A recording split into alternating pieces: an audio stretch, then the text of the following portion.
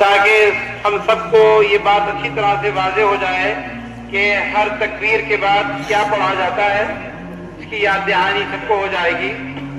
تو آپ جانتے ہیں کہ جنازے کی نماز میں 4 تکبیرات ہیں جو فرض ہیں، اور ہر تکبیر کے بعد کوئی دعا پڑھی جاتی ہے، درود شریف پڑھا جاتا ہے۔ تو اس کا طریقہ یہ ہوگا کہ پہلی تکبیر کے بعد جب امام اللہ اکبر کہے گا، ہم سب لوگ اللہ اکبر کہیں گے اور اپنے ہاتھوں کو اس طرح سے باندھ لیں گے جیسے ہم ہر روز کی نماز پڑھنے میں اپنے ہاتھوں کو باندھتے ہیں۔ پھر اس پہلی تکبیر کے بعد ہم سب لوگ ثنا پڑھیں گے، سبحانک اللہم وبحمدک وتبارک اسمک وتعالی جدک وجل ثناؤک ولا الہ غیرک۔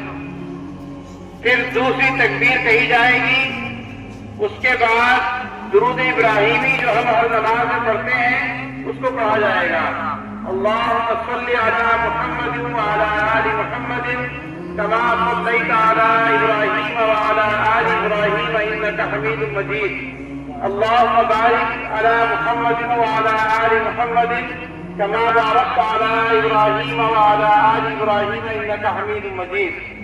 پھر تیسری تکبیر کہی جائے گی، آپ سب لوگ امام کی ابتدا کریں گے تکبیر میں، اور پھر تیسری تکبیر کے بعد ہم یہ دعا پڑھیں گے میت کے مغفرت کے لیے، اللہم اغفر لحینا ومیتنا وشاہدنا وغائبنا وصغیرنا وکبیرنا وذکرنا وانثانا، اللہم من احییتہ منا فاحیہ علی الاسلام ومن توفیتہ منا فتوفہ علی الایمان۔ اور اس کے بعد چوتھی تکبیر کہی جائے گی، اور چوتھی تکبیر کے بعد سلام پھیرا جائے گا، پہلے سیدھی طرف دائیں طرف اور پھر دوسرا سلام پھیرا جائے گا بائیں طرف۔ اس طرح سے نماز جنازہ کی تکبیر ہو جائے گی۔ اب میرا خیال ہے کہ ہمارے اور آپ کے سامنے آشکارا ہے، اور وہ خود ان کی شخصیت، ان کے مراتب اور مقام کے اوپر بہترین دلیل ہے۔ کہتے ہیں آفتاب آیت دلیل آفتاب، سورج کو کسی دلیل کی ضرورت نہیں ہوتی۔ شہر کا ہر شخص جو ان کے کارناموں سے واقف ہے وہ یہ جانتا ہے کہ انہوں نے اس شہر کے لیے جب بھی کوئی ضرورت پڑی ہے سب کو ساتھ لے کر، نہ کبھی کسی مسلک کا فرق دیکھا، نہ کبھی سیاسی جماعت کا فرق دیکھا، بلکہ ان کا مقصد صرف قوم و ملت کی خدمت ہوتا تھا، اور یہ تھا کہ سب مل کر ایسے وقت میں کام کریں، اور اگر ضرورت پڑتی تھی تو مسلم اور غیر مسلم کا فرق بھی نہیں دیکھا جاتا تھا۔ جب کرفیو وغیرہ میں جس طرح مسلمانوں کو مدد کی ضرورت تھی، غیر مسلموں کو بھی مدد کی ضرورت تھی، تو وہ ہر محلے میں جا کر وہاں خیریت پوچھا کرتے تھے، اور ایک جگہ تو انہیں تکلیف کا بھی سامنا کرنا پڑا، بعض غیر مسلم اس بات کو نہیں سمجھ پائے، اور انہوں نے کچھ وہاں پر ایسی کوشش کی کہ جس سے یہ ظاہر ہوا کہ ہاں مفتی صاحب قبلہ نے نہ کوئی محلہ دیکھا نہ کوئی مذہب دیکھا، ہر جگہ خدمت کے لیے داخل ہو گئے، اپنی جان کی بھی پرواہ نہیں۔ تو یہ ان کی خدمات جو ہمارے شہر اور شہر والوں کے لیے ہیں، ہمارا بھی یہ فرض بنتا ہے کہ ہم اپنی اپنی حیثیت کے مطابق جو بھی ان کے لیے ایصال ثواب، دعا و استغفار کر سکتے ہیں وہ زیادہ سے زیادہ کریں، اور اللہ سے یہ دعا کریں کہ اللہ تعالیٰ اس عالم میں ان کے درجات کو اور زیادہ بلند فرمائے، اور ان کے وارثین اور ان سے عقیدت و محبت رکھنے والوں کو، ان کے شاگردوں کو اللہ تعالیٰ صبر جمیل عطا فرمائے، اور جو ذمہ داریاں وہ اپنے بعد جن لوگوں کو دے کر گئے ہیں، اللہ ان کا بدل تو نہیں کہہ سکتے لیکن ان کی جھلک ہمارے اندر پیدا فرمائے، اور اپنی اپنی ذمہ داریاں بہتر طریقے سے نبھانے کی توفیق عطا فرمائے۔ آمین وآخر دعوانا ان الحمدللہ رب العالمین۔ قبلہ مولوی مسعود صاحب۔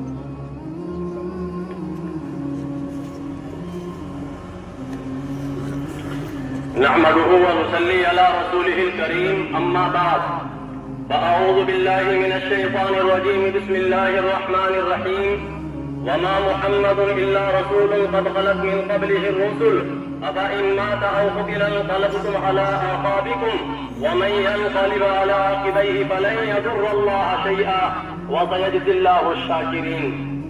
انتہائی تکلیف اور دکھ اور غم کی بات ہے میرے لیے، اہل شہر رامپور ضلع کے لیے اور تمام مسلمانان عالم کے لیے کہ آج ایک ایسی ہستی اور روشن ستارہ کہ جس نے اپنی عمر کے 95 سال پورے کرنے کے بعد وہ اپنے حقیقی مالک حقیقی سے جا ملے. لوگ کہتے ہیں کہ کرامت اس کا نام ہے کہ کوئی ہوا میں اڑ جائے، کرامت اس کا نام ہے کہ کوئی پانی میں تیر لے، کرامت اس کا نام ہے کہ کوئی مٹی کو سونا بنا دے.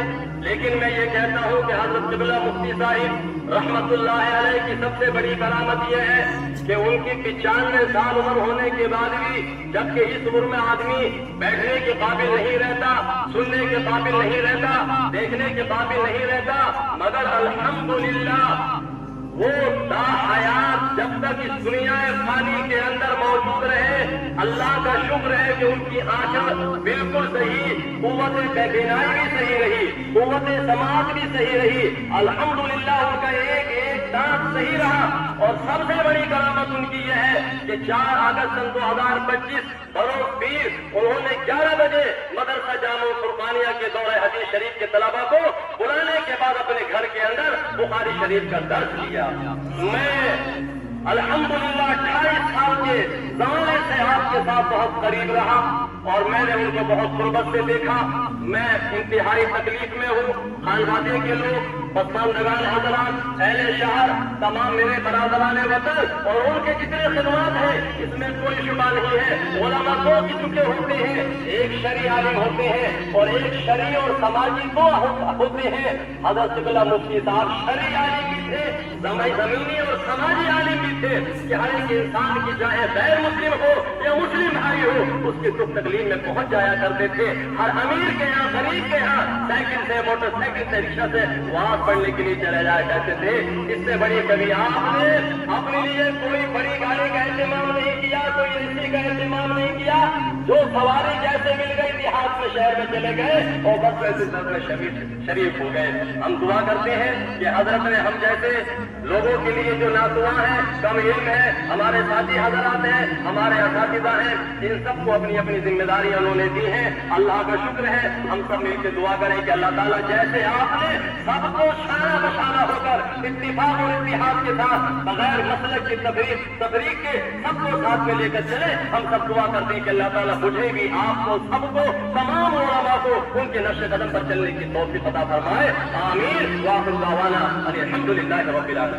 حضرات کرام، آپ لوگوں کو باہر کھڑے ہوئے آپ جلد سے نوٹ بندی کریں، وہ جو ہے اندر سے نوٹ بندی کریں.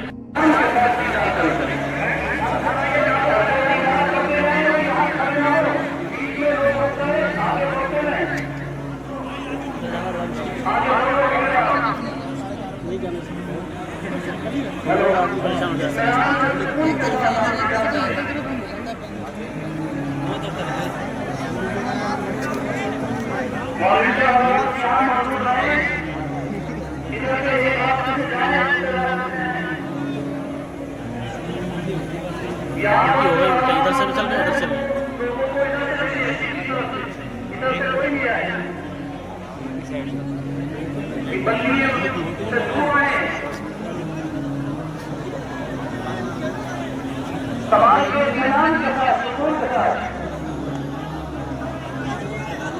تشریف لے آئے اور ان کو جگہ دے دیں. وہ جہاں ادھر پیچھے ہوں تو وہ آگے تشریف لے آئے، لوگ ان کو جگہ دیں.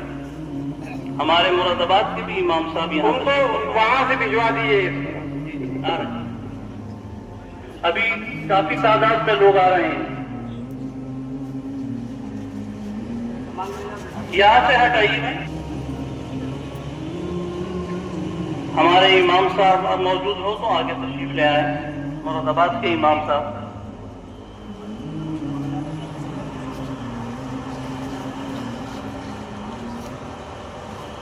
مولانا ظفر علی انجم صاحب سے کہ وہ نماز ادا کرائیں. کیونکہ اب لوگ آ چکے ہیں، صف بندی بھی تقریباً ہو چکی ہے، نماز تیار ہے، بس 1 یا 2 منٹ جو آدم لوگ کھڑے ہیں وہ سب بندی کر لیجیے، 2 منٹ کے بعد نماز جنازہ ہے۔ ایک تو میری گزارش ہے کہ سب لوگ سیدھی صفیں باندھیں، دیکھیں کہ ساری صفیں سیدھی رہیں، اور دوسرے یہ کہ نمبر گن لیجیے، صفوں کا نمبر جو ہے وہ طاق عدد ہونا چاہیے، کوشش کیجیے کہ صفوں کا نمبر طاق عدد میں ہو۔